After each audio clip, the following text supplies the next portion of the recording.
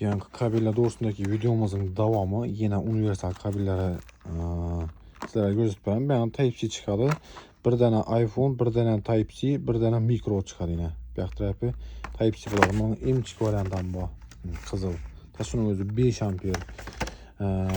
Üçü bir Triadnom degeni da bu. İki küçük variantı var. Bakası 70 ming so'm çıkadı.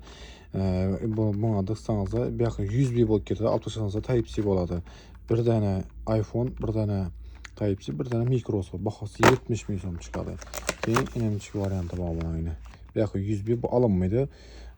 Type-C, iPhone, Android çıkadı. Bakası 55 ming so'm. 2-4 beredi. Biri 20. 1 metr 20 santimetr degeni boladı. Kimə gerek bunu alıp yine başka variantlarım var bir da peste. Kimedir gerek bolsa gelseniz de bizani kolumuza satуда badam devam etdi. Xudo xolasa ajoyib narxlarda tip beramiz Ro'za Ramazon'a.